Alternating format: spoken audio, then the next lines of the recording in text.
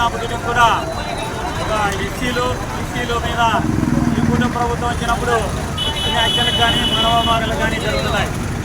అదే కూటమి ప్రభుత్వం గారికి మా ఎస్సీలు మానవ మాదిగా ఎన్నికలు చూడాలి సాగలి వీళ్ళు ఓట్లే లేదా మీకు అంటే నీ మంత్రులు కాదని ఈ కూటమి ప్రభుత్వానికి బహుజన సమాజ్ పార్టీని హెచ్చరిస్తున్నాం.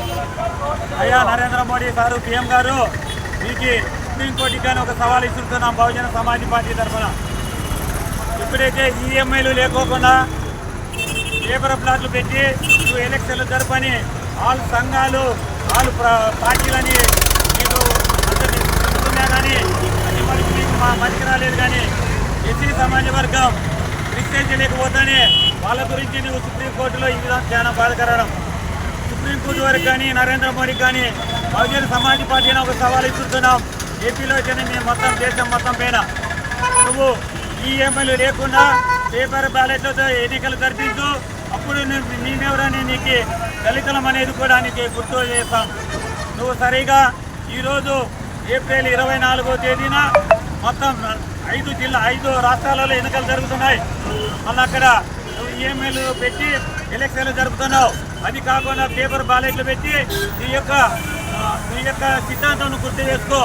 ఈఎంఐలు ప్రతి ఒక్క లీడర్లుగా అయితేనేమి ప్రజా నాయకులైతేనేమి ఈ మోసం జరుగుతుందని చెప్పినా కూడా నువ్వు దాన్ని ఎలక్ట్రల్ మీడియాతో ఎలక్షన్లు జరుపుతూ మమ్మల్ని అణుగుదొక్కే ప్రచారం చేస్తున్నావు తప్ప నీకు జరగబోయే దినాలలో బహుజన సమాజ్ పార్టీ తరఫున ఖచ్చితంగా మేము గద్దె దిక్కుతామని కూడా నీకు తెలియజేస్తున్నాం. సుప్రీంకోర్టు ఒకటి గుర్తు చేసుకోవాలా.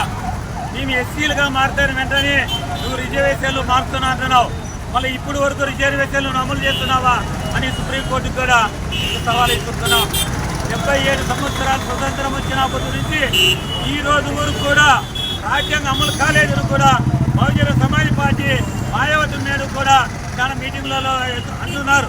మళ్ళీ మీరు సుప్రీంకోర్టు మీకు అది గుర్తుకు రాదా? ఎస్సీలు మాదిగలు కలమ కులస్తులు ఎప్పుడైతే ఈ యొక్క క్రిస్టియన్ లేక మారుతానే అప్పుడు మీకు ఎస్సీ అనేది గుర్తుకొస్తుందా? దయచేసి ఈ యొక్క నువ్వు తీర్పు ఇచ్చిన వెంటనే తీర్పుని తిరిగి తీసుకొని వీళ్ళకి న్యాయం జరిగేంత వరకు బహుజన సమాజ్ పార్టీ దేశమంతా ర్యాలీ చేస్తామని కూడా సుప్రీంకోర్టుకు కానీ నరేంద్ర మోడీ కానీ బహుజన సమాజ్ పార్టీ తరఫున హెచ్చరిస్తున్నాం. జై భీమ్, జై బహుజన సమాజ్ పార్టీ. జై భీమ్.